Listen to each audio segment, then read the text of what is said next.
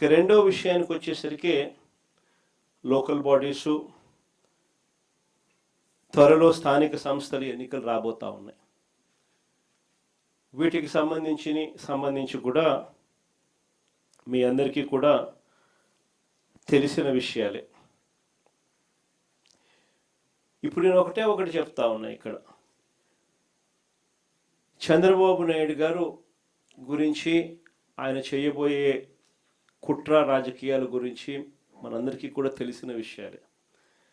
మనం అందరం కూడా ఈ మధ్యకాలంలోనే చూసాం కూడా ఏ రకంగా చంద్రబాబు నాయుడు అనే వ్యక్తి కుట్రలు పన్నుతాడు అని చెప్పి కార్పొరేషన్లో మన జరిగిన ఉప ఎన్నికలు, కార్పొరేషన్లు అయితేనేమి, మున్సిపాలిటీలు అయితేనేమి, మండల పరిషత్తులకు సంబంధించిన ఉప ఎన్నికల్లో కూడా మనం అంతా చూసాం.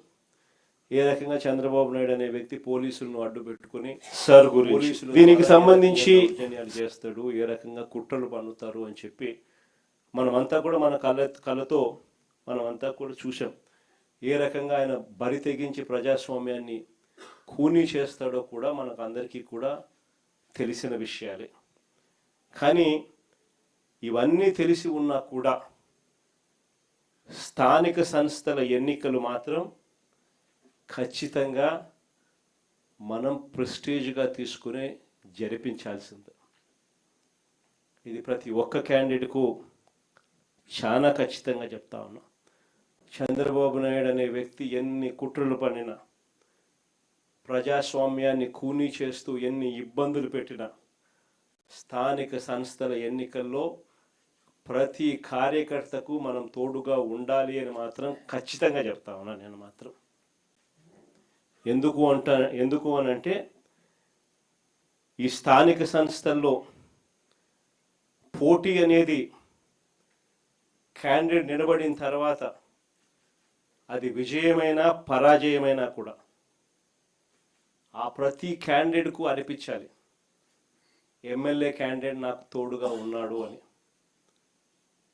ఆ పరాజయమైనా కూడా ఆ ప్రతి ఎమ్మెల్యే క్యాండిడేట్ నాకు అండగా నిలబడ్డాడు. చంద్రబాబు నాయుడు అధికార దుర్వినియోగం ఎంత చేసినా కూడా, నన్ను ఓడించడానికి ఎంత చేసినా కూడా నా ఎమ్మెల్యే క్యాండిడేట్ నన్ను విడవలేదు, నాకు అండగా తోడుగా నిలబడ్డాడు అన్నది ప్రతి కార్యకర్తకు అనిపించాలి. ఆ విధంగా మీరు కార్యకర్తల మనసులు గెలుచుకునే కార్యక్రమం ఈ ఎన్నికల ద్వారా జరగాలి.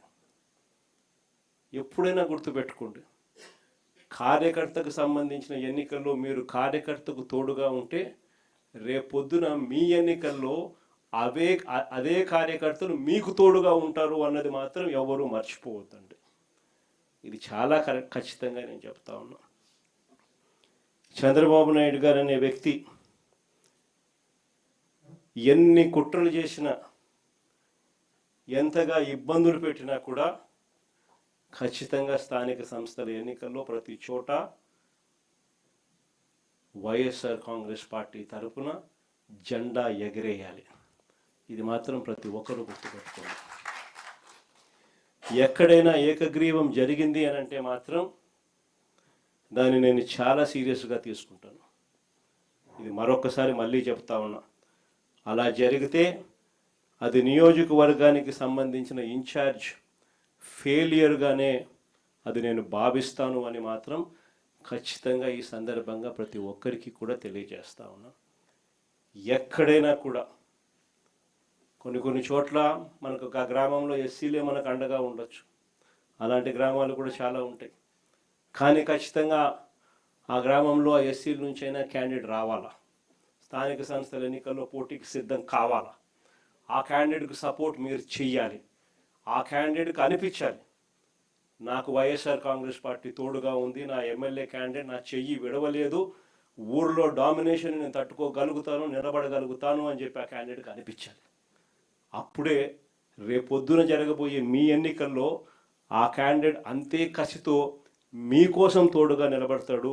మీరు ఆ క్యాండిడేట్ గెలుపు కోసం ఎంత తోడుగా నిలబడతారో ఇప్పుడు ఇది ప్రతి ఒక్కరూ గుర్తెరగమని చెప్పి ప్రతి ఒక్కరికి కూడా ఈ సందర్భంగా తెలియజేస్తా ఉన్నా.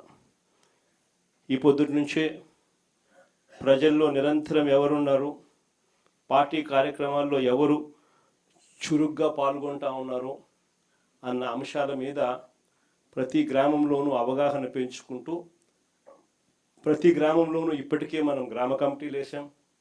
గ్రామ కమిటీ చైర్మన్, కమిటీ సభ్యులు, ప్రతి గ్రామంలోనూ ఇప్పటికే అనుబంధ విభాగాలు వేసాం.